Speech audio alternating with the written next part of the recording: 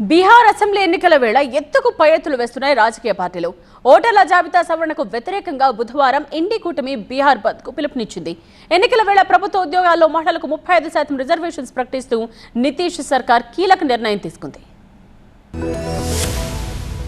కేంద్ర ప్రభుత్వ విధానాలకు వ్యతిరేకంగా కార్మిక సంఘాలు బుధవారం భారత్ బంద్ కు పిలుపునిచ్చాయి. బంద్ కు లెఫ్ట్ కార్మిక సంఘాలతో పాటు కాంగ్రెస్ అనుబంధ కార్మిక సంఘాలు కూడా మద్దతు ప్రకటించాయి. బీహార్లో బంద్ కు మద్దతుగా విపక్షాలు రోడ్ల దిగ్బంధనానికి పిలుపునిచ్చాయి. బీహార్లో జరిగే నిరసన కార్యక్రమాలకు విపక్ష నేత రాహుల్ గాంధీ హాజరవుతున్నారు. ఆర్జేడీ నేత తేజస్వి యాదవ్ తో కలిసి రాహుల్ నిరసనల్లో పాల్గొంటున్నారు.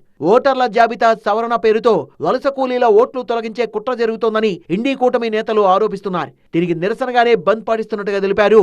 భారత్ బంద్ కు పలు సంస్థలు, రాజకీయ పార్టీలు మద్దతు ప్రకటించాయి.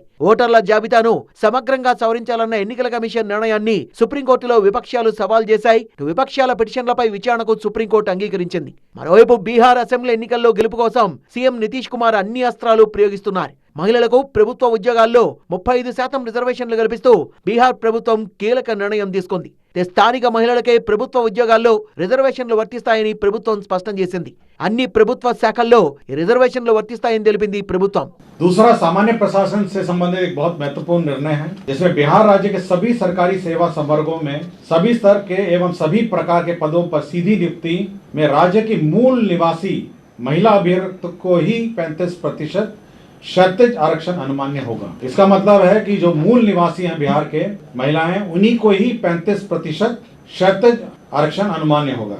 आरक्षण का जो श्रेणी है, अनुसूचित जाति 16 है, अनुसूचित जनजाति 1 है, अत्यंत पिछड़ा वर्ग 18 है, पिछड़ा वर्ग 12 है और पिछड़ा वर्गों की महिलाएं 3 है। तो 50% यही इसका ब्रेकअप है। స్థానికులకే ప్రభుత్వ ఉద్యోగాల్లో 90% రిజర్వేషన్లు కల్పించాలని గత కొంతకాలంగా నిరుద్యోగులు బీహార్లో భారీ ఉద్యమం చేస్తున్నారు. ఇదే సమయంలో మహిళలకు 35% రిజర్వేషన్లు కల్పిస్తూ సీఎం నితీష్ కుమార్ నిర్ణయం తీసుకున్నారు. ఉద్యోగాల్లో డొమిసైల్ పాలసీ కోసం నిరుద్యోగులు డిమాండ్ చేస్తున్నారు.